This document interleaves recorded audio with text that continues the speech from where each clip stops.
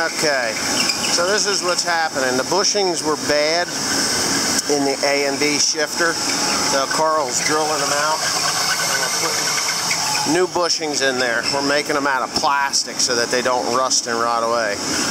This thing here is pretty well ready to rock and roll. Just got done refastening the wires, the harnesses. Everything seems to be functioning properly. The synchronizers are now, you know, in the neutral position. Brake is, I believe, yeah, brake is off. Park paul's off. Everything's sealed up. Just got done putting the hoses and piping back together. Just clamp these down. The next thing I got to do is actually tighten up back here, because I didn't tighten them for the simple reason it's easier to handle when they're not tightened like that. Uh-oh, somebody's calling me. Shit. Okay, got that thing drilled out. What do we got here? Getting pretty close. Yeah. Yeah. So he's drilling out the bushing between. Oh, there's no play in it now. From the other. Oh, there it is. There was a lot of play in it before. I guess it's all filled up with the other side. The other side was just ridiculous, but anyways, just going to put plastic bushings in there and those little guys. I think that'll probably fit right in. And we're going to glue. Well, once you're done with that, then you can go ahead and deal with it. He's going to finish that up, and then I guess we're pretty much ready to slide this together once I tighten up the rest of the oil lines. I'm not going to put oil into it until I'm ready to rock and roll, because you get messes like that, and I need to do some speedy dry bullshit there. Yeah, I think, yep, that one's just a little bit loose yet. So, yeah, that's it. That is it for that one. I did get some comments on the repair from the last time. That little bronze bushing was left over from, I deduced that it was left over from the previous rebuild when I rebuilt this 3 years ago. That part must have went inside, and no, I'm wrong. It was when I had to rebuild the four-wheel drive unit about 4 years ago, and that thing must have got slung up and in there someplace, but that's where the problem was, where that bronze bushing came out of. As Timothy pulled the bronze bushing out of the bottom of this sump right here. That's where it was. So that's where that was, but that was repaired. It was just left over from that repair job. So everything else is done. Everything's ready to rock and roll. The synchronizers are replaced, and yeah, should be good to go. I'm hoping anyway. I'm getting tired of tearing this tractor apart, but like some of the YouTubers have said, I'm getting pretty damn good about it. Actually looking for a 7410 with a blown transmission. I'll buy it. Anyway, on to the next. Okay, to save a lot of time and aggravation and trying to videotape every last bit of this tractor rear end install, I didn't film it. Probably because, oh shoot, come on thing. Probably the main reason, I gotta wipe you guys off, you're kind of dirty. Yeah, what the hell? This thing is full of grease. Anyway, so the main reason that I didn't film it is because you've seen this tractor come apart and go back together at least you know, twice in this last month. Long and the short of it is, it was a synchronizer issue, which you saw in a video probably previous to this one or earlier in this video. Me, Carl, and Timothy did this project in what amounted to about, how many hours you suppose? About 10 hours all in all. That's all. About 10 hours between, you know, the complete teardown. I'm going to get into the light here. We started taking this tractor apart Friday afternoon. Wasn't it Friday afternoon? Friday afternoon. Probably around 2 o'clock we started stripping this thing down, and we had it apart. No, it wasn't. We started, yeah, about 1 or 2 o'clock in the afternoon we started tearing this thing apart. I had the parts ordered by 3:30, 4 o'clock. Next morning was yesterday, Saturday. I had the parts that I needed, and a lot of parts that I don't need that are going to be going back to John Deere tomorrow, along with an ECM for an 8120 John Deere tractor. I've come up with a better power solution for that tractor than doing an ECM. And yes, they are shipped blank. I found that out later. Talked to the service guys, and they didn't know anything, but the one guy did, so we're good there. Yeah, so we finished it up just now. What time is it, Tim? We got started on this thing around noon. Okay, so it's we started at about noon, so we got 5 hours in. 5 hours into this, the complete putting it back together again. So yesterday, you know, I don't know, maybe it was 10, 12 hours, 12 hours. 10 to 12 hours to do this whole entire job. And it is, go ahead and reach your hand in there and start it up, Tim.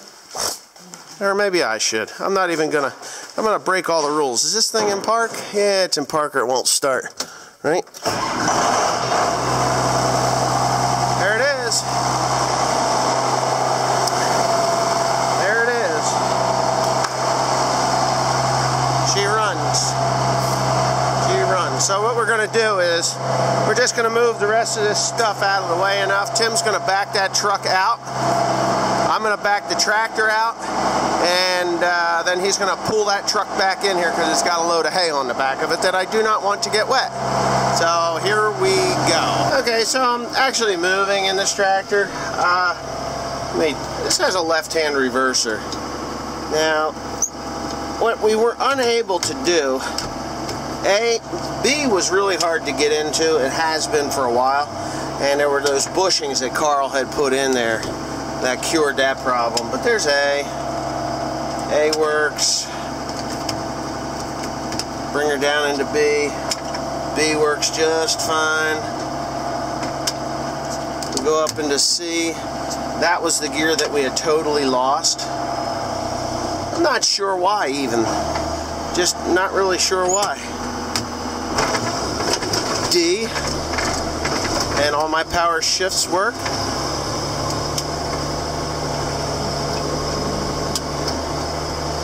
Yeah. So what I'm doing is I'm just going to take her for a quick test run, and then after that I'm going to check the oil, which it should be a little bit higher than normal because it's warm, and then I think I'm going to call it a day. But no, she's running good. She's really running good. We're rolling down the road 22 miles an hour. I actually turned this the RPMs up on this tractor a little bit so we get down the road a bit faster. Four-wheel drive seems to be working okay. Definitely working okay. Tim was working on it. It'll let her break in its gears. So the synchronizers were definitely the problem. Those little tabs on the shifting fork, they must have they broke off. They just broke off. And when that happens, it causes big trouble. Power shift is really working really good. So I'm going to go ahead and talk about this thing a little bit here. Some of you guys were saying, so when is it, time to trade up a tractor?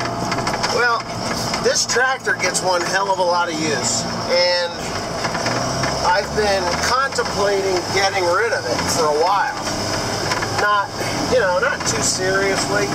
I bought this tractor in 2005. It's a 1998 model. So in 2005, I bought this tractor. I've used it for over 10 years.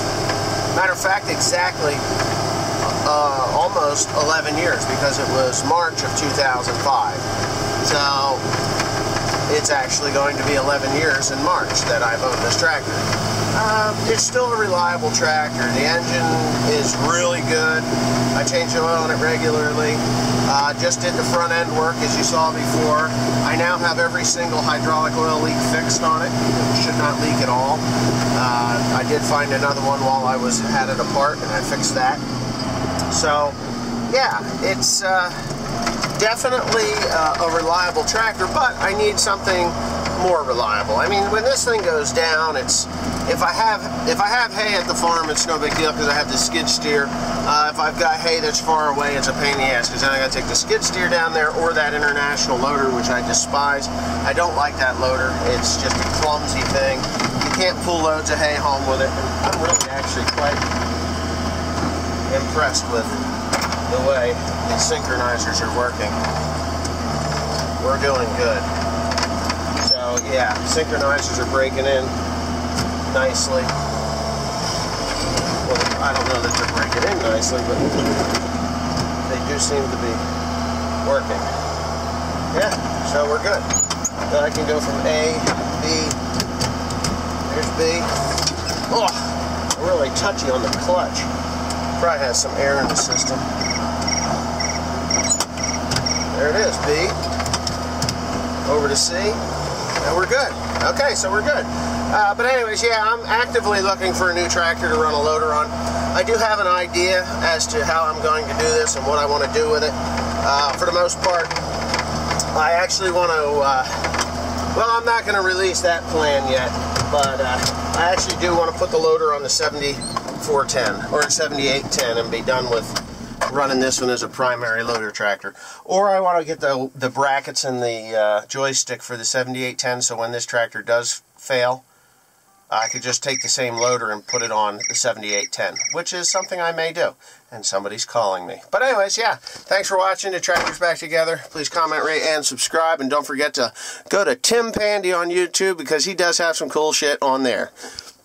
Thanks again.